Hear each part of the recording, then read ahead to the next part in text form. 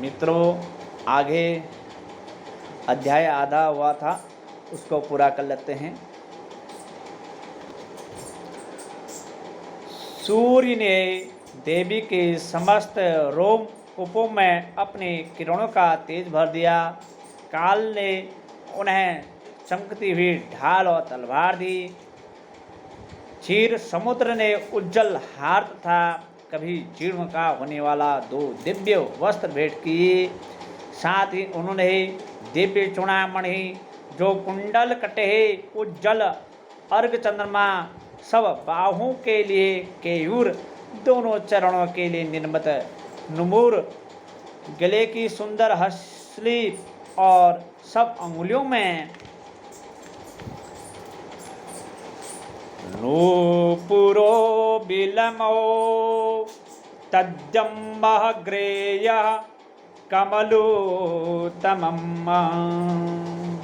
अड्डगुलीयकरत्तनानि समस्ता सवण्डगुलीकुः च विश्वाकर्मा दत्तो तस्यै परशुमजाति निर्मलम् अस्त्रायणीनं करुणपाणि तथा भेदद्यं च दशनम् अम्बलामपण्डकचाम्बालं शिरस्यूरसि चापरामम् अद्दज्जै जलधिस्तस्यै पङ्कजं ता चातिशोभ्यानं हिमवानं वाहनं श्यां रत्नान्यं विधिधाति च ददाव शून्यं सुरया पानपात्रं धनावे दीपः शेकशस्यं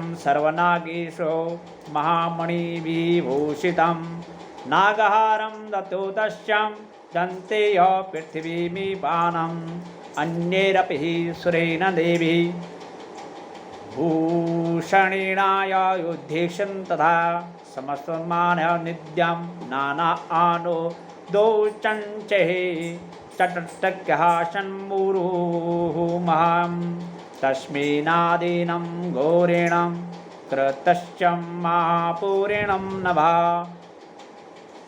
अम्मायतातिं महन्तं प्रतिशब्दो महानभूतं चुक्षुभो सकलः लोकां समुद्राश्चं चकरम् अपीराम।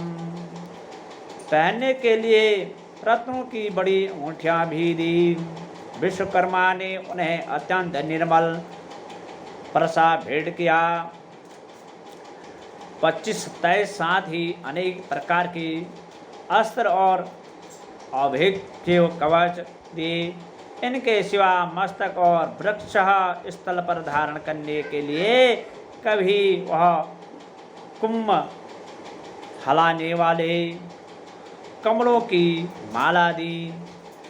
जलनिधि उन्हें सुंदर कमल का फूल भेंट किया। हिमालय सावरी के लिए स्यों तथा भांति भांति के रत्न संपर्क के। ध्यानष्टम कुबेर ने मधु से भरा पानपात्र दिया तथा संपूर्ण नागों के राजा शेष ने, जो इस पृथ्वी को धारण करते हैं, उन्हें बहुमूल्य मणियों से विभूषित नागहार भेंट किया। इसी प्रकार अन्य देवताओं ने भी आभूषण को अस्त्र शस्त्र देकर देवी का सम्मान किया। तत्पश्चात उन्होंने बारंबार अट्टहासपूर्ण उत्साह से गर्जना की। उनके भयंकर नाद से संपूर्ण आकाश गूंज उठा। देवी का वह अत्यंत उज्जवल स्वर से किया हुआ चलालह वसुधा तेजो सकलाश्च महीधरा जयेति देवाश्च अम्बदा तामुच्चोषिहं वाहिनं दुष्टं ऊरमुनश्च चैनां भक्तिनम्रातः मूर्तः दृष्टं वा समस्तं चक्षुभ्यां त्रैलोक्य मरायहं संदध्यधाखिलः सैन्यायस्ते मतु समुत अश्चतुरदारे योधा आयः किमेतदिति क्रोधादाभ्याव्यं महिषुरा अभ्यमयध्यावनं तमः शब्दं महिषीरा सूरैरवरन्तः सदृश्यं ततो देवी व्याप्तं तः लोकश्चत्रं तावीखा पादाकृत्ययानं नते भूमं किरीटो लिखित खिलातामं शोभितारशेकपातालं धनुर्जायनं सवेनतां श्यानाद कही सवानासका आकाश उनके सामने लघु प्रति होने लगा। उससे बड़े जोर की प्रतिध्वनि हुई जिससे संपूर्ण विश्व में हलचल मच गई और समुद्र कांप उठे, पृथ्वी डोलने लगी और समस्त पर्वत हिलने लगे। उस समय देवताओं ने अत्यंत प्रसन्नता के साथ सिंहवाहिनी भगवती से कहा, देवी तुम्हारी जय हो, देवी तुम्हारी जय हो। साथ ही महिषासुर ने भक्ति भाव से निम्रत होकर उसका सत्वंद किया। संपूर्ण त्रिलोकी को क्षोभग्रस्त देखकर दैत्यगण अपने ही समस्त सेना को कवच आदि से सुजित कर हाथों में हथियार ले सहजा उठकर खड़े हो गए। उस समय महिषासुर ने बड़ी क्रोध में आकर कहा, यह क्या हो रहा है। फिर वह संपूर्ण असुरों से घिरकर उस सिंहनाद की ओर लक्ष्य करने दौड़ और आगे पहुंचकर उसने देवी को देखा जो अपनी प्रभा से तीनों लोगों को प्रकाशित कर रही थी। उनके चरणों के भार से पृथ्वी दबी जा रही थी। माथे में मुकुट से आकाश में रेखा से खींच रही थी तथा वे अपने धनुष की टंकास से सातों तालाबों को क्षुब्ध किए देती थी।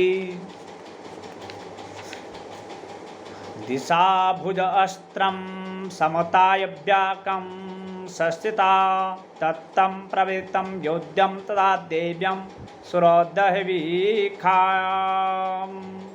महिषासुरसेना निःशच्चुराख्ययो महासुरा युयुद्धे चामरश्चं याच्यश्चरतुण्डं बलाविदं स्थानाभ्युक्तेः षट्वीरोदरग्राभ्यग्राख्ययो महासुरा अयुद्धयतायुतानां च हस्त्रेण महाआहनु पञ्चादहेभिरशच्चं निरयुतेरं शिलो महासुरौ अयुतानं सत्यैः षट्भिरयो खकलो युधे सम्रणा गजवाणी सहस्रौ योगेराङ्केनां परिवारिका परिवारिताः व्रतो रथानं कोट्टयाय च युद्धे तस्मिन्नं योद्धवः बिलालाख्ययो युतानं च पंचायशरवीरः रथायुतेः। देवी अपने हजारों भुजाओं से संपूर्ण दिशाओं को आच्छादित करके खड़ी थी। तदंतर उनके साथ दैत्यों का युद्ध छिड़ गया। नाना प्रकार के अस्त्र शस्त्रों के प्रहार से संपूर्ण दिशाएं उद्भासित होने लगी। चिक्षुक नारद नामक महान असुर महिषासुर का सेनानायक था और देवी के साथ युद्ध करने लगी। अंत दैत्यों की चतुरंगी सेना साथ लेकर चामर भी लड़ने लगा। 60,000 रथियों के साथ आकर उद्रम नामक महादैत्य लोहा लिया। 1 करोड़ रथियों साथ लेकर महाहनु नामक दैत्य युद्ध करने लगा, जिनके रोहे तलवार के समान तीखे थे। और असिलोमा नामक महादैत्य 5 करोड़ रथी सेना सहित युद्ध में आ डटा। 60,000 रथियों से घिरा हुआ बालकृष्ण नामक दैत्य भी उन युद्ध भूमि में लड़ने लगा।